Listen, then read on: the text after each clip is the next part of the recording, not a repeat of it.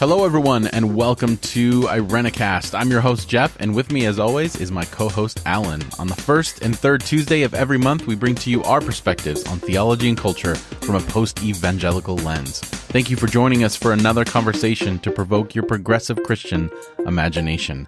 This week, we are celebrating the new year, 2018. If you're listening to this on the day of download, it is the second day of 2018, and we just figured we'd start off the year right by talking about progress and personal growth, and what do we do with our theology, and can we be better Christians? Is that even a silly notion to say that you can be better at spirituality in any way, shape, or form? We're going to explore those things in our conversation, and to keep the theme alive for our segment this year and today, we're going to be talking about our New Year's resolutions, whether we do them or not, and if we find any benefit in them at all. So this is all about the new. And it is actually January 1st as of this recording right now. We are recording on the 1st and we'll be posting on the 2nd. We don't normally do this big of a turnaround, but it's been quite the crazy last few days for both of us. So, but we're excited. We could begin with like, why the heck does personal growth trigger me? A bunch of Christians talking about personal growth, and it's like, I'll turn that off faster than, I don't know, something that turns off really fast. Well, I think that that's true, and I think that that has a lot to do with where you and I are coming from in our spiritual journey. So this idea for this particular episode, obviously driven by the fact that we're in the new year, but also coming from a place that Alan's been thinking about. So Alan, why don't you frame the conversation for us as we continue? Man, oh my goodness. I've been actually mulling this over since I would say my days at master's college in my bachelor's degree in biblical studies. I had a crisis that was like, is there anything left to do in faith and religion? Like, is there stuff left to do? Because the reformers got it all right, you know, like they've given us everything we need, and all we do is just kind of copy and paste for the rest of our lives. And that's what like faith and the work of theology is. So that's kind of where it all started. But lately I've been mulling over. There's an article that I read by a guy named Corey DeVos, like the person who's in our education chair right now, I think. Last name, but I don't think they're related. He wrote that there's this shift that needs to happen inside of religions, and inside of Christianity, the Christian tradition, where like you see other places of human inquiry, like astronomy. It used to be astrology. Astrology was this like, you know, magical prediction of things that would happen because of looking at the stars. That changed into astronomy, or alchemy became chemistry, and like theocracy in politics became democracy. And we see this shift in all these other areas of human experience. And the question that he has is like, what is theology becoming? Like, what is there room to grow and change and to evolve as a practice of human discipline? And I found that fascinating, and it brings up, you know, questions about personal work. Like, is there such a thing as spiritual intelligence? I know that Howard Gardner talked about like 9 different types of intelligence back in the day. Interpersonal intelligence, like, you know, between people. Emotional intelligence, you probably heard of that before. I know I've mentioned it on this podcast before because I've read a few books. You can measure your IQ, but, you know, how in touch are you with how you feel or how other people feel? There's musical intelligence, you know, on and on. Body, like kinesthetic, how does you're aware of your body and space and stuff like that. I guess my question is like, what is there such a thing as spiritual intelligence? And I kind of want to frame that question, Jeff, away from what I understood before as spiritual. Not spiritual in the sense that like, oh, it's not physical, it's spiritual, or not spiritual in the sense of like kind of like a magical sort of thing, but spiritual as in like an embodied practice. Is there an intelligence that's involved in that? So I have all these things in my mind, and this is coming after I've deconstructed where I've been before. The question of can you be a better Christian or do faith better would have been laughable in our previous context, right? Yeah. Like, there's all the sermons. Here's 9 ways you can, you know, be a better. It was essential because essentially, I mean, I heard it said explicitly, and then it's kind of the undertone of everything that you're taught in that area of faith is that you are moving towards perfection, right? Like holiness. That's right. Exactly. So you're purging things in your life as you go along, and you get better and better. I mean, even the terms that they use when people slip up, backsliding, like it's this backwards motion anytime you make a mistake or you do something outside of the prescribed way of living and doing faith, i.e. 10 Commandments or, whatever your church leader has a boner for that week, That's a whole separate issue. Yes. Oh my gosh, the cult of personality. Goodness gracious. The idea that holiness is the project and that we're getting better all the time is something that purity codes were made for. Mm-hmm. Like you're more pure.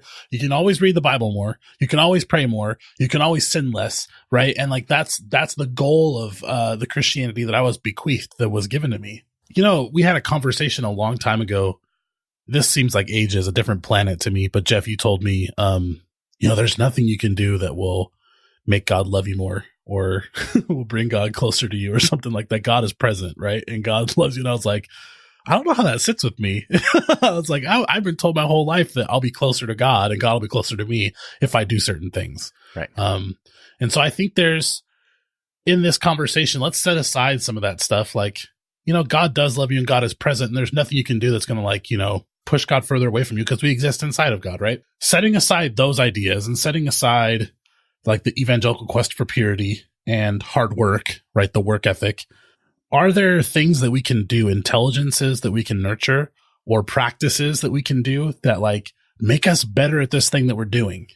Faith or religion or Christianity, that's kind of progress that we can put work into and that we can actually see fruit from. Is that something that we should even be interested in?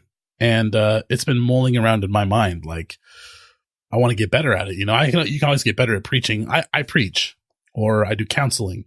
I can get better at preaching, right? I can bore people less, or I can stop going off on tangents or get rid of saying all the time. And it makes my preaching clearer and more easy to grasp and things. Just things you can do. It's the same thing with listening, with, counseling situations. You can get better at being a counselor. Can you get better at spirituality and being a spiritual person? And I guess maybe that term is laden, but following Christ and doing this thing of faith, is it something that we can progress in? And I don't know what that looks like now that I'm in this new place.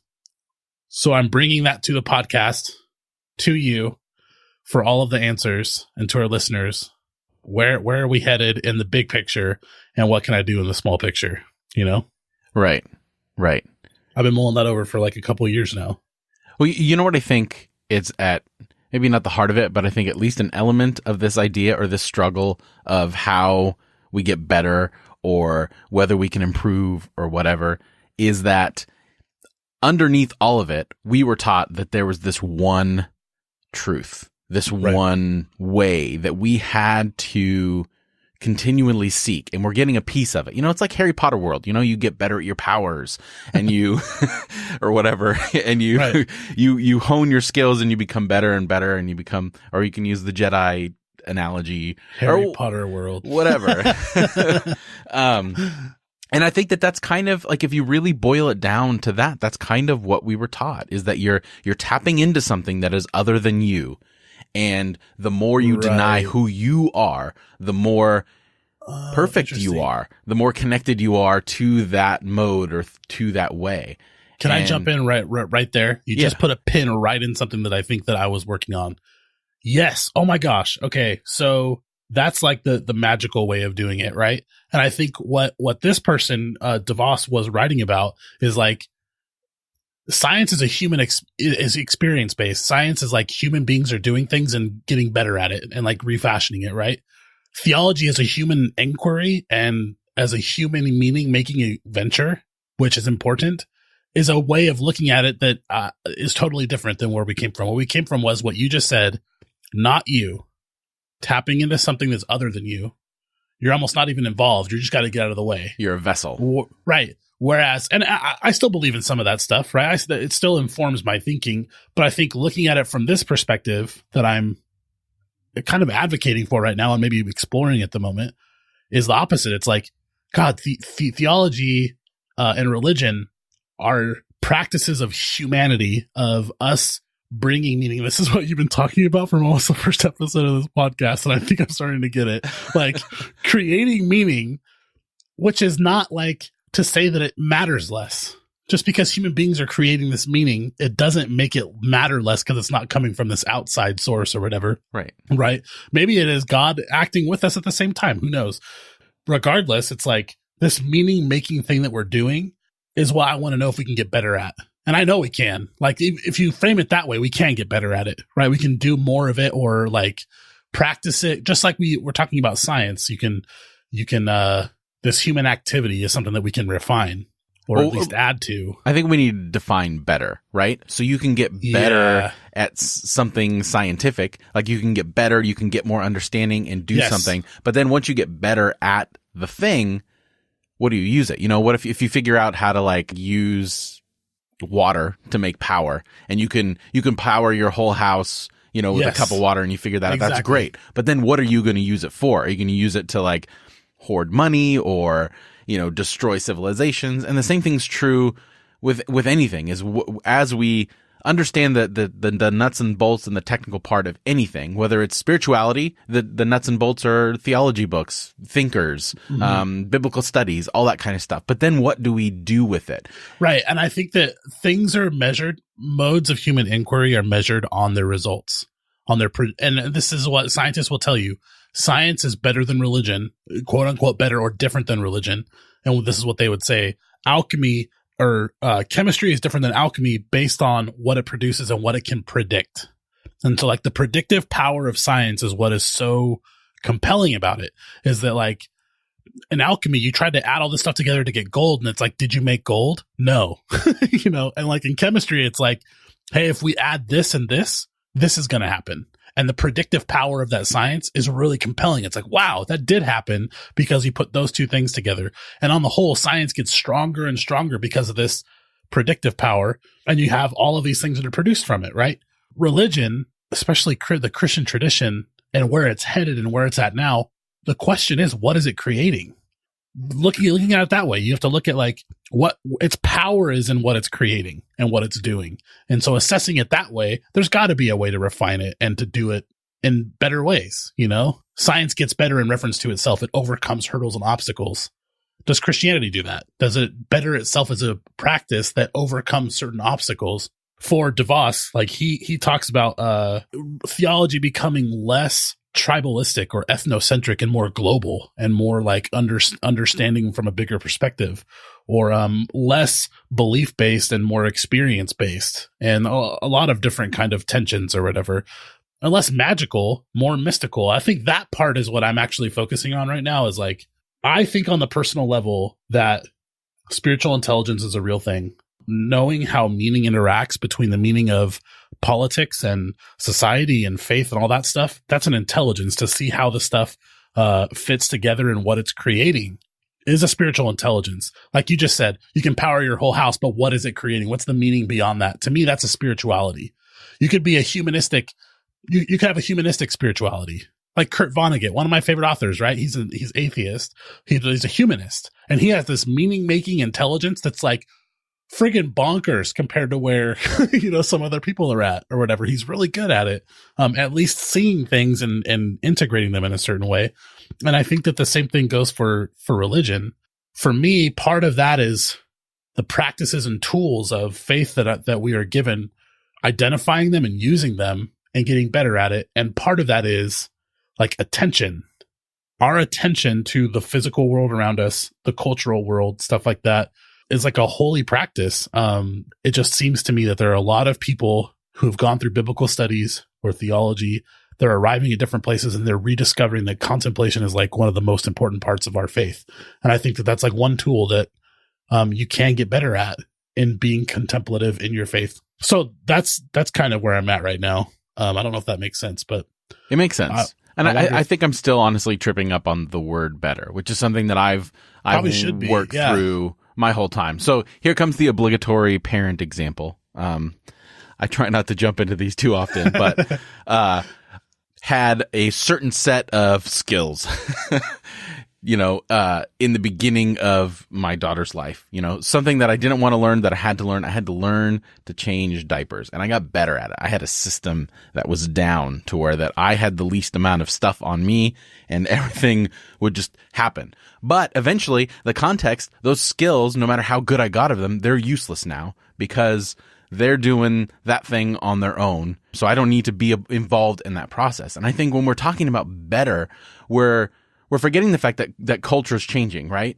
Yeah. So it goes down to back to our whole idea of how we read the Bible, right? If we read the Bible in the mindset of, are we getting better? Are we better understanding it?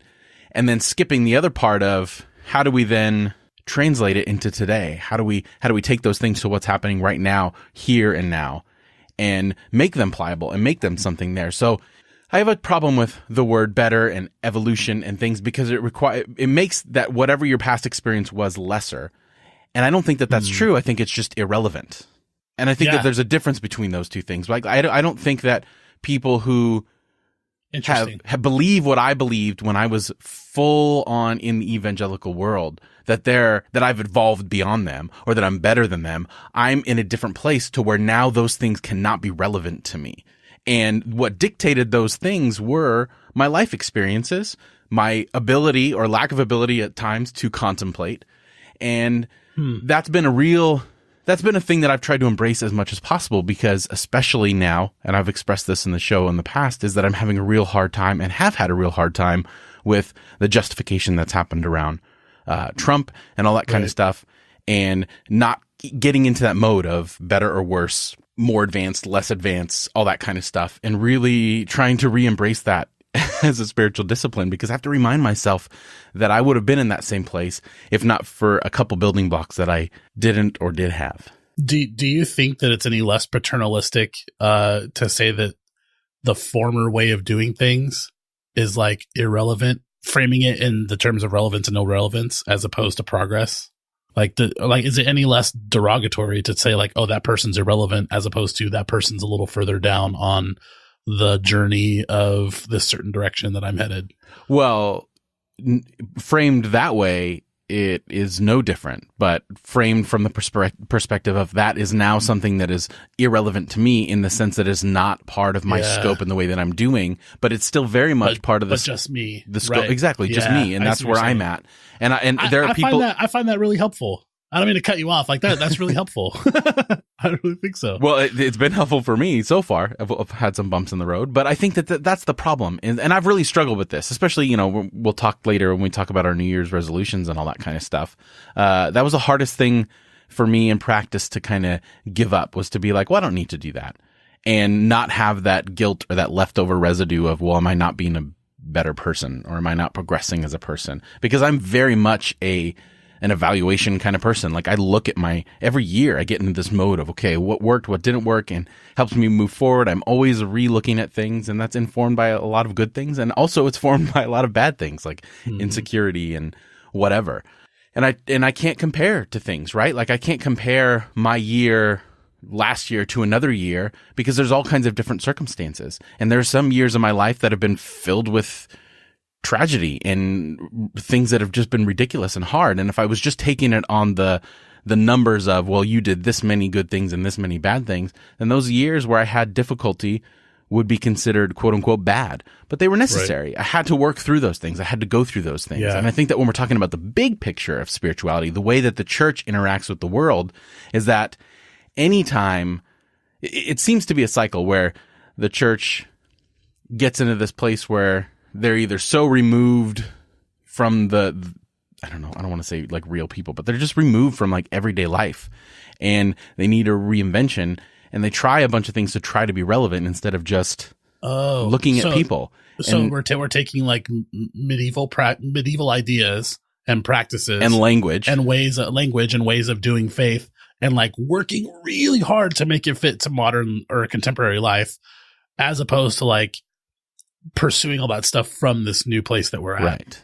Yeah. Because I think that's the heart of spirituality, is the heart of spirituality is changing, especially from a large organization, because people are changing, culture's changing. Even if we're going to approach the world as clergy or church leaders or anything, this year, the way that we did 2 years ago, it's completely different. Like, right. At least in the United States, the fact that Trump is our president and all the things that have happened for that, if we cannot approach the same way that we've done it, I haven't That's been too doing much work, Jeff. I know it is.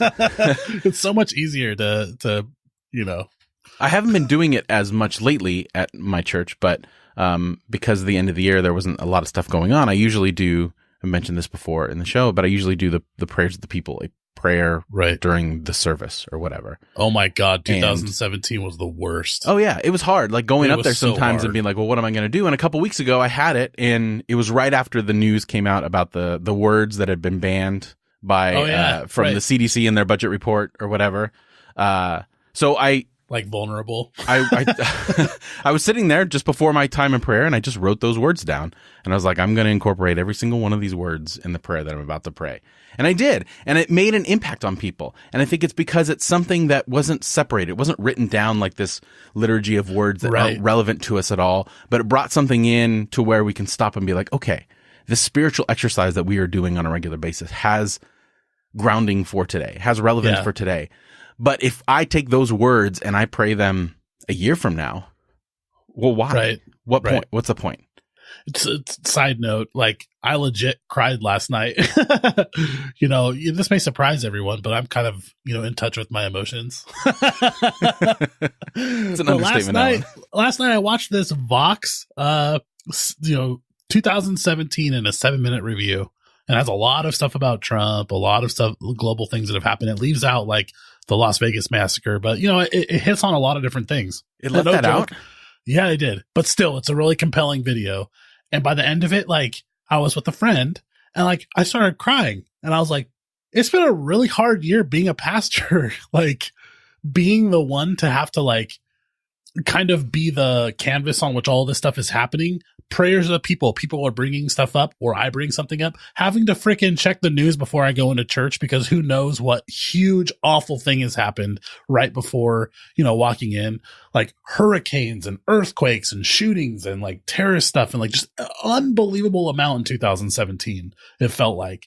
And so it was just hard having to digest all that and be like, and where the frick is God and all of that. And like, but how Alan, does that work? At least you're bringing that into the pulpit. At least you're bringing it into the church. That's the problem is almost no one or anyone is bringing it into the church. It's being left out of the church. It's not, we don't want to be political. It's all, even though our gospel is filled with political rhetoric as far as the word Jesus gospel was crucified by the government. Exactly. Like all that stuff. And that's been hard for me is to see people not bring those into the pulpit. As hard as it is, you want to talk about better or worse. I'll tell you that's worse is to not bring those things in and be relevant to the world around us.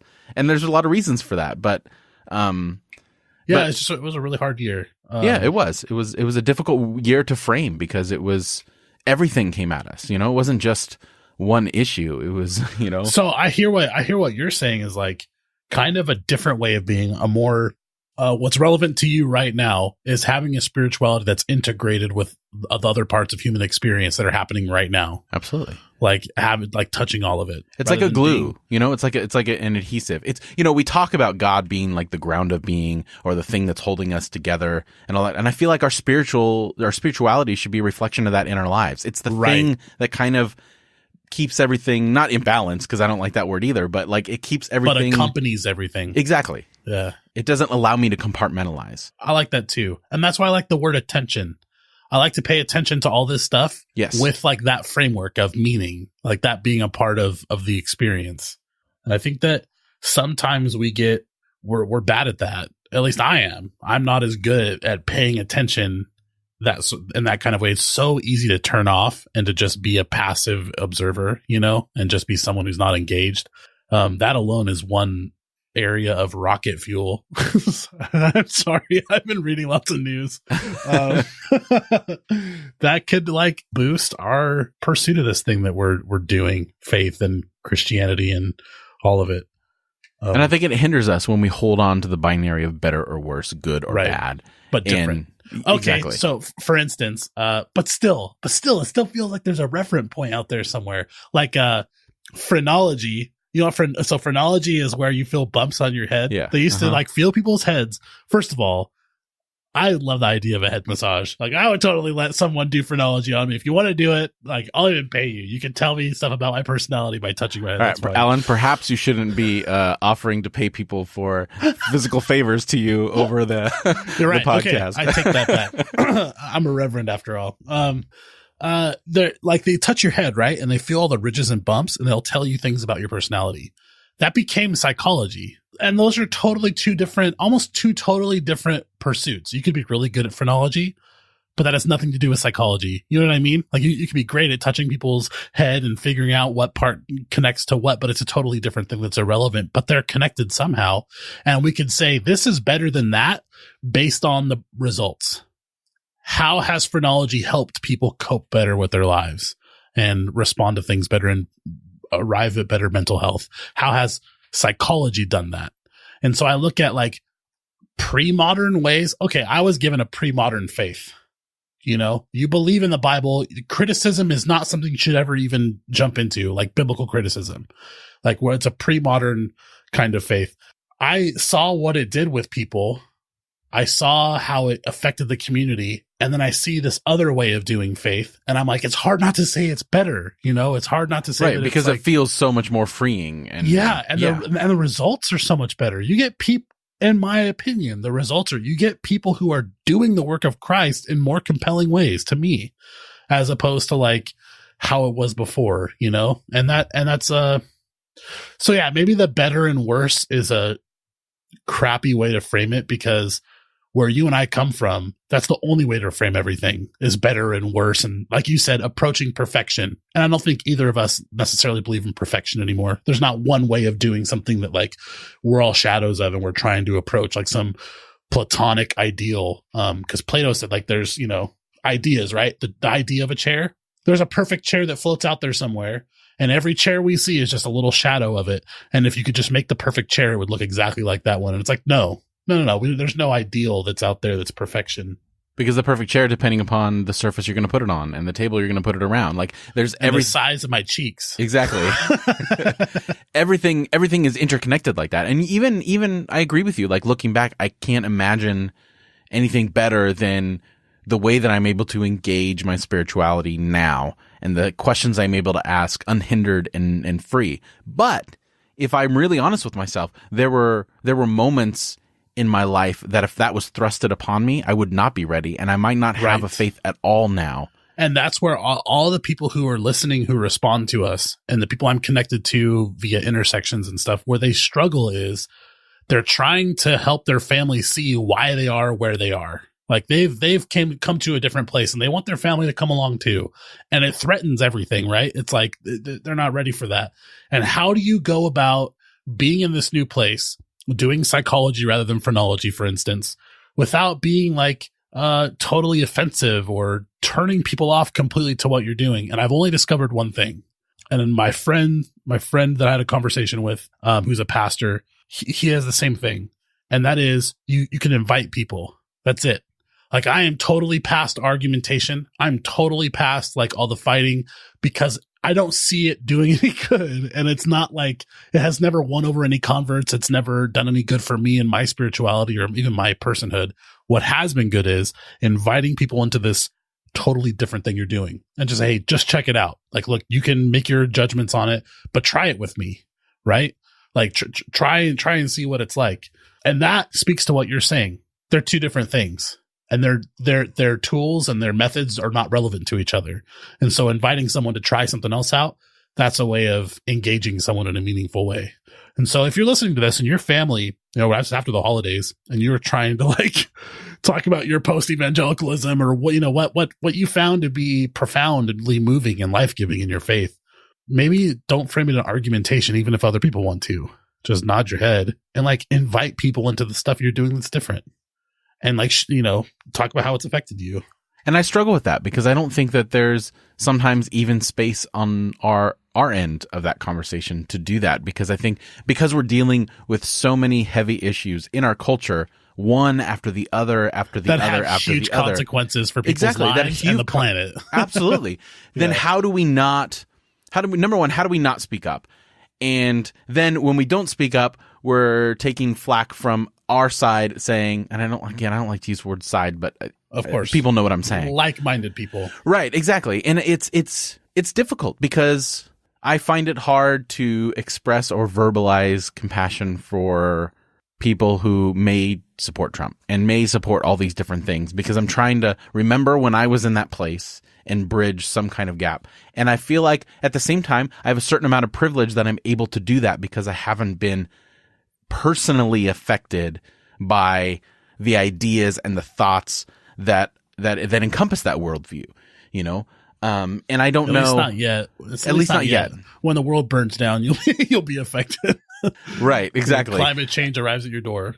But it hasn't affected my everyday life for a variety of different reasons. Mainly, you know, my Because gender you and look color like of my Trump. skin. Right, Exactly. yeah, exactly. And I think that's difficult. So it's hard to know when to speak up and when to say something and all that kind of stuff. And I don't think either of us are saying that there's a perfect answer to all this. No. But I think it certainly helps our own personal well-being and our ability to see through the eyes of someone else if we don't hold too tightly on any one method, or even hold too tightly on the fact that I'm better than I was, or I'm more evolved than I was, that But we hold different. those things loosely, but different. Exactly. Holding tightly to the I'm different.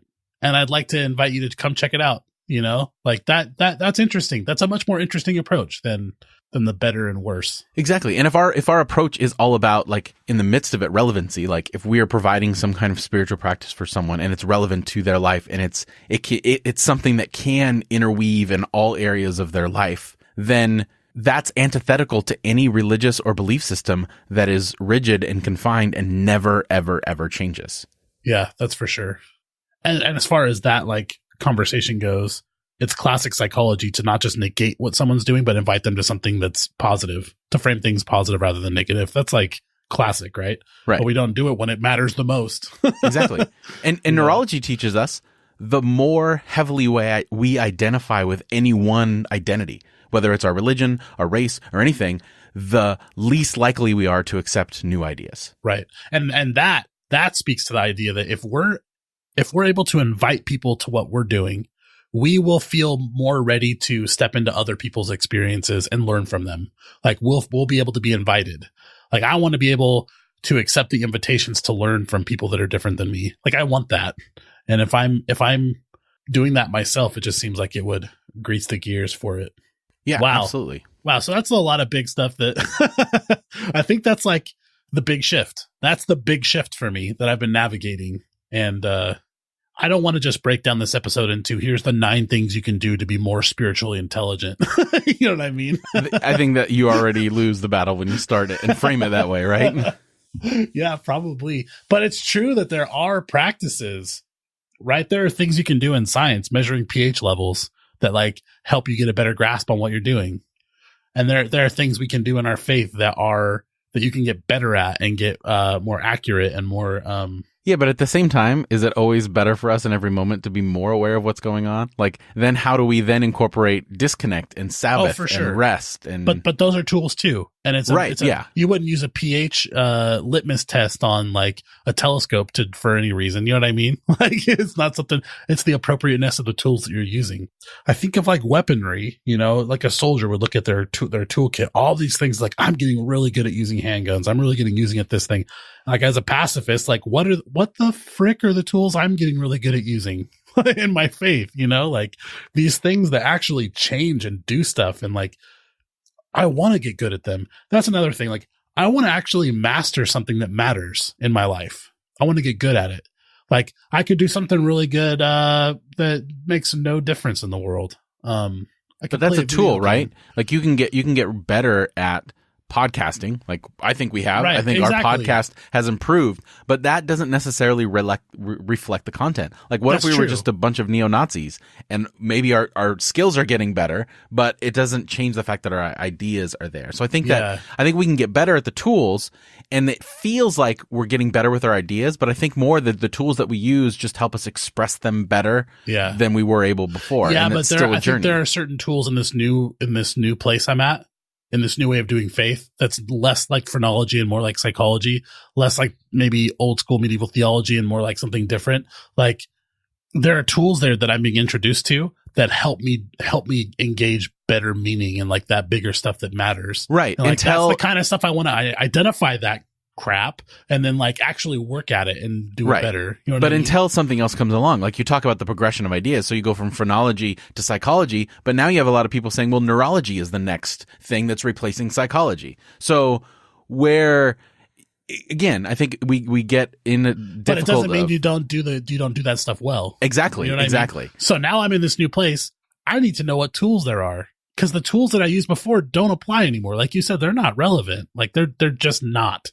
Like I was in Awana memorizing Bible verses and then like slapping them into like one little thing and like, you know, proof texting the entire Bible like that. Getting really good at that mattered. It matters less to me now. But doing something better isn't the same as being better. Right. No, I get it. I just want to identify where I'm at, what the tools are, and to use them better. Like I'm not thinking about, you know, better or worse. I'm thinking about efficiency and mastery kind of thing. I think about, I played first base in elementary school. There was this old dude named Ken. He went to the Catholic church in town. So I didn't know him from church. I didn't know him from anything else. He just volunteered to work with our baseball team. We had a really bad baseball field. We lived out in the country and, it's where we practiced before we'd go into town to play all the city kids. And he put me up against a fence and I was going to play first base and he just threw balls at me like over and over and over. And he's like, you know, if you're first base, sometimes the ball is going to come in low and bounce on the ground. Sometimes it's going to be high. So you have to be able to dig it out of the dirt with your glove. And I was really bad at it when I started and he kept, you know, throwing balls. And then eventually the first time in my life, I must have been in like second grade. I discovered that if I worked at something, I could get better at it. That was the very first time in my life. And it's like, I'm now, you know, I'm 30 years old and I'm doing like huge stuff right now. And it's like, what do I want to get better at? Some people, they work their whole lives to get better at a specific sport or, you know, a specific thing. Like, what am I getting better at? And you could just say preaching or something, but like, I think that's something that I've identified for myself. But thinking about faith and religion outside of like my profession, just in general, what are those things that we get better at? What's the scooping the ball out of the dirt at first base? You know what I mean? Right. Like I want to identify some of that stuff and work with it. I don't know. More tools, the better, you know, that sounds funny. But the more tools we have in our toolkit, the better for doing this thing we call faith and religion. Right. But then it's also, once you get good at that particular skill, it opens up a new perception because the tool and the use of the tool eventually changes you as Absolutely. You become the skill, because then you realize, well, now I'm not just zeroed in on digging that ball out of the dirt, but now that I've gotten so good and second nature at that aspect, I can now see other things that I couldn't see before. Absolutely. Because I was so focused on that one thing. And that analogy works so well with faith. It really does. Right. Exactly. So it's just, it's an expanding, and it's not something that we can necessarily do or make happen to us, but we have tools like, you know, but those things you can get really good at, and that gives space for all the other stuff. Exactly. It just becomes second nature. And then that reflection process is the part of going back to those things that became second nature and, you know, looking at them from time to time. And I think that we have, obviously the two of us, we have this podcast, which I think is a great way for us to bring some of these ideas out and do that. You have a service every week that can be a place where people can make those connections. And because you're looking at the world around them and around you and everyone else and bringing that in, that's a powerful thing. Yeah. And those are the things we concentrate on. You can get better at it. And you may get better at certain aspects of it. And then you realize the face of your congregation is changing. And now I need to evolve. Do something totally different. Yeah, exactly. So there we did it. Happy New Year. I know. Happy New Year. Tell your friends, Irenicast solves the world's problems. 2018. So I think that's kind of, you know, how do we let go of better or worse? How do we let go of? Yeah. That's the important thing I've arrived at in this episode, is that I'm letting go of better and worse, evolution, progress, that kind of stuff, and thinking in terms of relevance and difference and invitation. I like that. I'm going to put a pin in that, put it on my wall. Put a pin in it. We're done. Literally. I'm going to write that down on a Post-it note. I have a couple blank ones on my screen. So there we go. All right. Well, I think, let us know what you think. We've had just a a run of really great email responses from many of you who are listening every week. And we just really appreciate it. And we'd love to hear more from you. So if you want to add your voice to this particular conversation, you can comment on the show notes at arenacast.com/109. Also in the show notes, you'll find relevant links and a complete list of all the other ways you can like, follow, and contact the show or myself and Alan individually. That's arenacast.com/109. So let us know what you think. Let us know not even just about this episode, but what topics we could do in the future and all that kind of stuff. So again, irenicast.com/109. So on the other side of the music, we will be sharing our New Year's resolutions.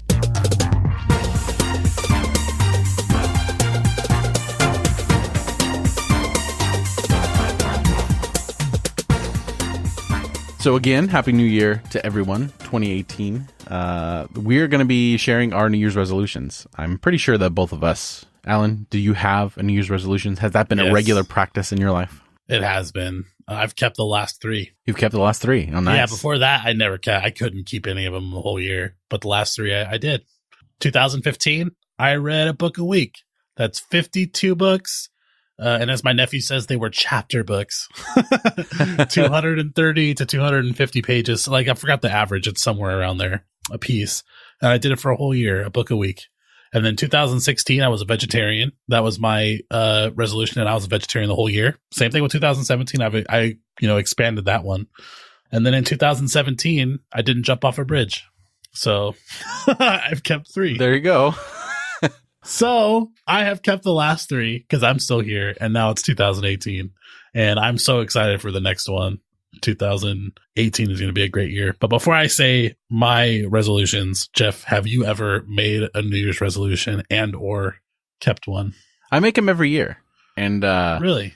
I used to. I don't know why that surprises me. I don't either. I mean, I'm pretty, starting in November, I'm looking and thinking about the next year. I think part of it has been ministry.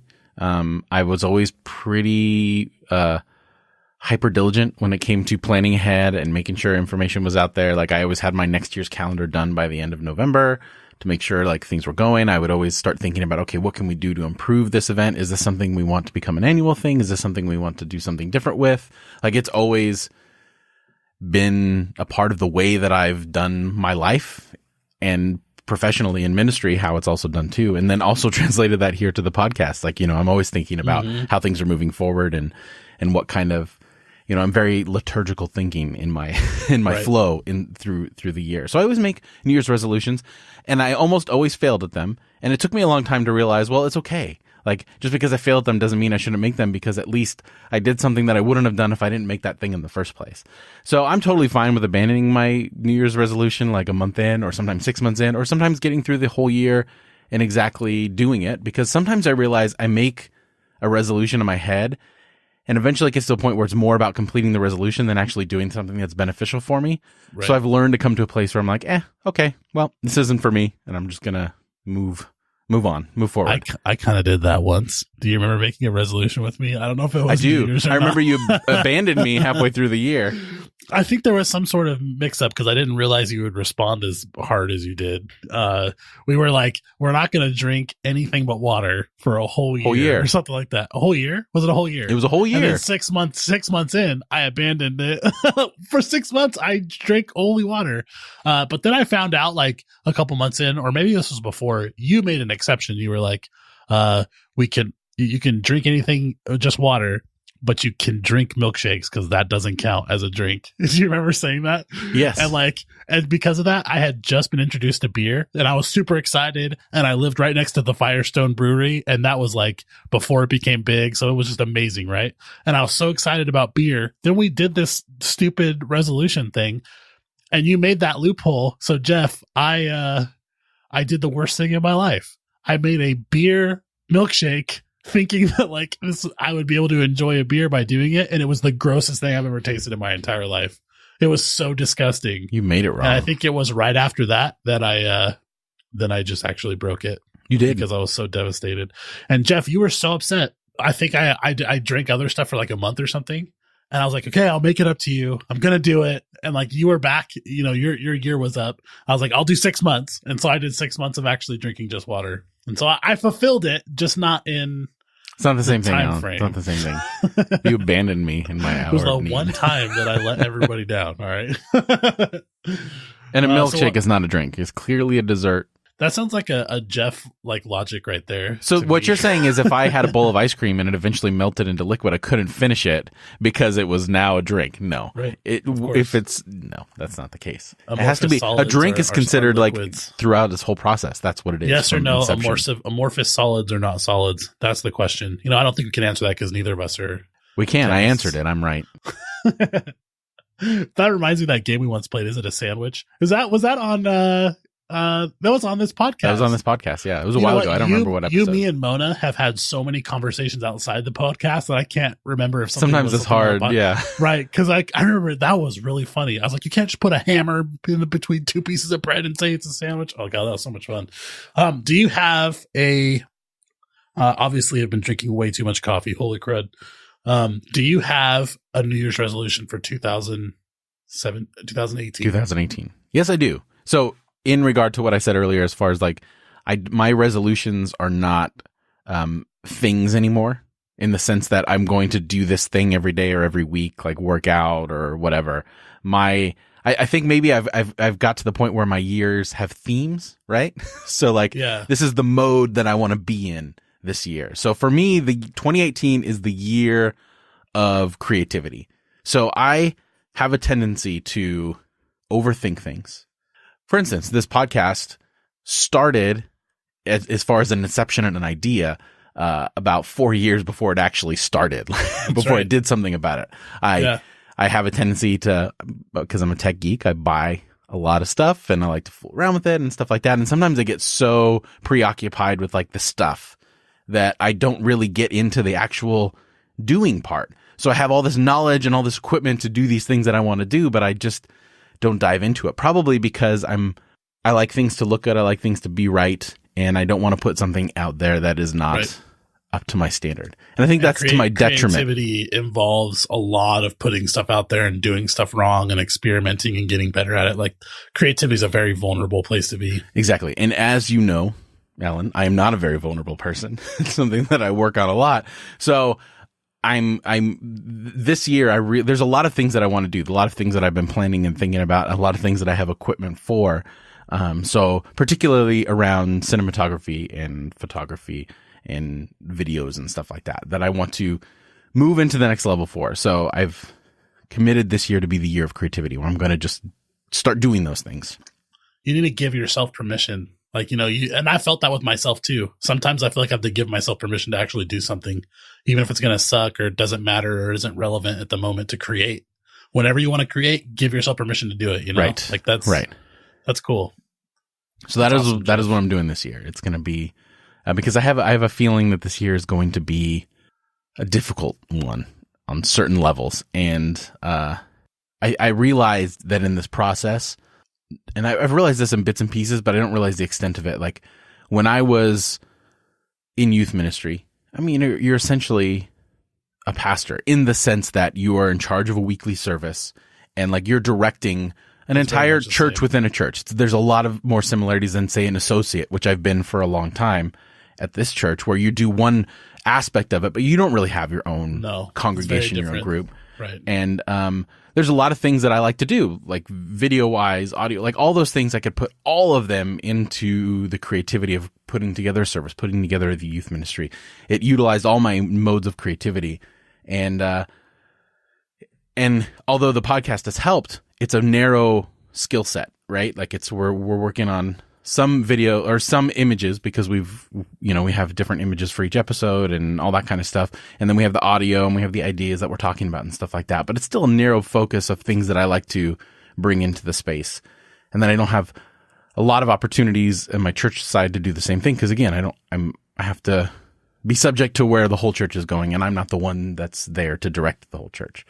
So I need that outlet again. And it's especially helpful when there's other transition in my life and I'm trying to figure all that stuff out. All that to say, follow me on Instagram. Hopefully you'll see some of my stuff soon.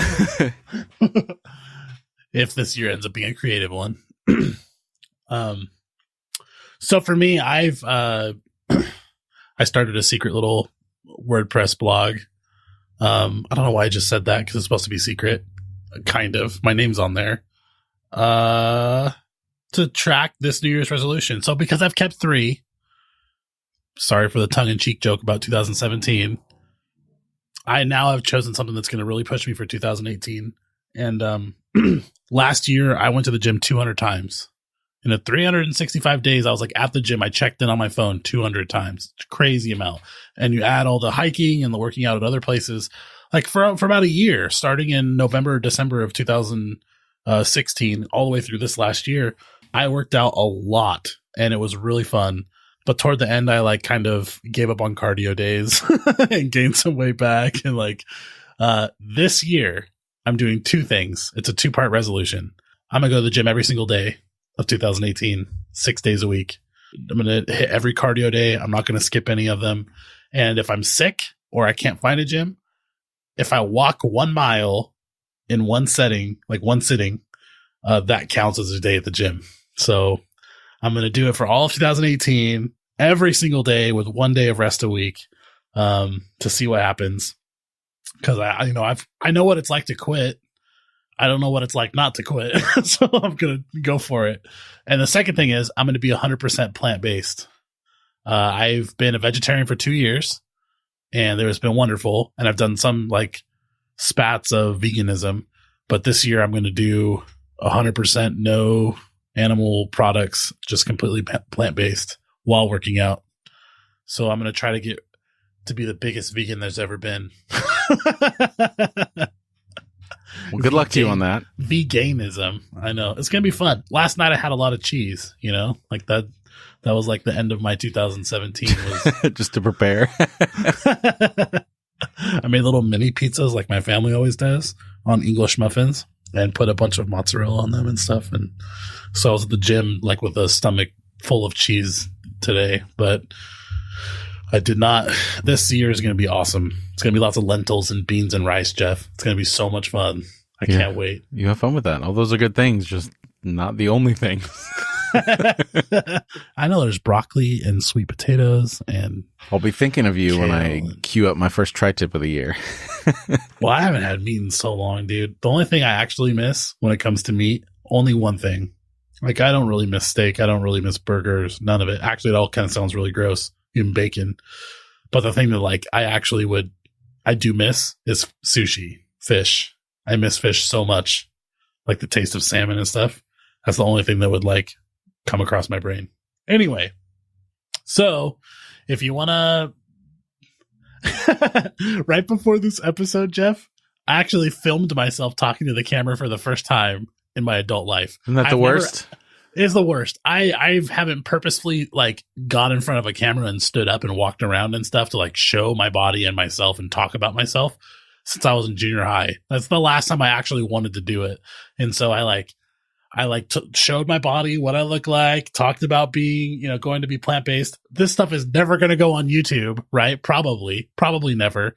But if something happens and I need to use it as a reference point, I can use screenshots or little clips and stuff from it. But I talked for a full 13 minutes. I'm really proud of myself because it wasn't a pretty sight to watch. And I have a lot of self-love to learn and care about myself. That's tough. Like when we started this podcast, I think probably the hardest part was getting to listen to my voice over and over again and being like, ugh. But then you get used to it. And I, talking about the year of creativity and doing video stuff, I've also been talking to the camera because I'm talking like looking at vlogging stuff and all that kind of stuff and doing something, and it's been brutal. Like I can't, like it's weird how you could put me in front of a whole congregation full of people to talk. 1,000 people, you'd be like gangbusters. We're totally fine. But when I'm in a room alone talking to a camera, it's so weird. It's so weird. You have to just do it over and over until it's no longer weird. I know. And that's therapy. That's exactly what it is. Cause that's what happened here. So hopefully I'll have stuff. Cause I want to get that stuff out there. In some way, shape, or form, but I don't know what it's going to look like. That's so funny. Early on in this podcast, I used to hate how I sounded, and I was so like meticulous about like Jeff, take this part out. I really don't like the way I sound here, blah, blah, blah. Like, I don't care anymore. Which I'm thankful for, because I know your workload is decreasing. Sometimes those edits were brutal. Yeah, I like 35 edits. Like, I still laugh a little bit too much, but that's a good thing. Like it Michael is a good Scott thing, says, "What are my flaws? I don't know. I volunteer too much. Sometimes I hit people with my car." That's the typical response. That's such a little too much. Horrible question. Like, anyway, I hate that. Every job interview I've ever had, that question's been asked. Weaknesses? Like, what are your weaknesses? Well, what am I going to say? Like, what am I really going to say? Exactly. You know what I've always said? I have a hard time with boundaries, like setting boundaries on myself. I do put too much in, and sometimes I burn out. And they're like, "Oh my God." Well, that's what they want to hear, right?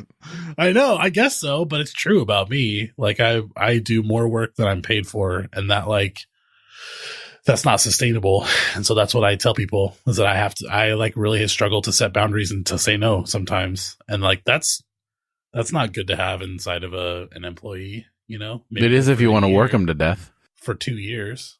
And that's it. I always say, well, my biggest weaknesses are my strengths, because everything's a double-edged sword. And that's right. That's like Michael Scott right there. Well, yeah, my weaknesses are my strengths. Exactly.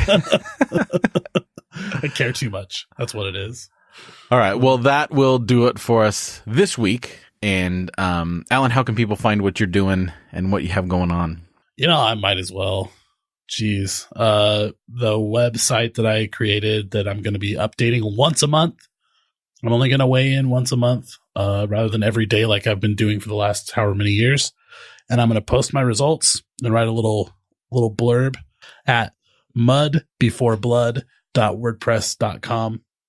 And all the usual ways. Facebook is a great way. Ever since I started saying Facebook, I've had listeners actually add me and follow me.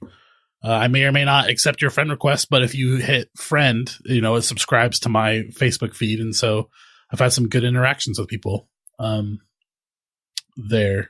But yeah, I have Instagram and all that other stuff. You can find me if you look hard enough. Nice. So we'll add that website to your bio in the show notes. So irenicast.com/109, and you'll see a little bio for both of us. And we'll add Alan's new blog, new thing in the show notes. You can find out his progress, encourage him along, send him audio clips of the Rocky theme, and he'll be ready to go. Dude, actually, yeah, I could use that. As a kid, that was always, I love that song. It's still great. It's still great. I'm not going to wax poetic about it right now. I'll just shut up. And you can follow me on all the socials at Jeff Manildi, and listen on the second, fourth Thursday of every month to my other podcast, Divine Cinema, at divinecinema.net. And I don't have anything extra that I'm starting, but follow me probably particularly on Instagram if you're curious to see some of the stuff that I put out there, because I will be posting more regularly to there than any other place. And then if you're on Facebook, you can find me on Facebook. If you send a request to my personal page, I probably won't answer it, but I do have a public page, which is also in the show notes here as well. As for Irenicast, if you enjoy what we do here, recommend us to a friend or leave a rating and review on whatever platform you are listening to. We would really appreciate it. Or you can take your support of the show to the next level by considering going to irenicast.com/Amazon before you make your next purchase on Amazon, and then just shop as usual. By using the link, we'll receive a small percentage of your purchase without any extra cost to you. That'll help us a little in covering some of the costs associated with running the podcast. That's irenicast.com/Amazon. So for this week and this upcoming year, I'm Jeff. I'm Alan. Thanks for joining the conversation.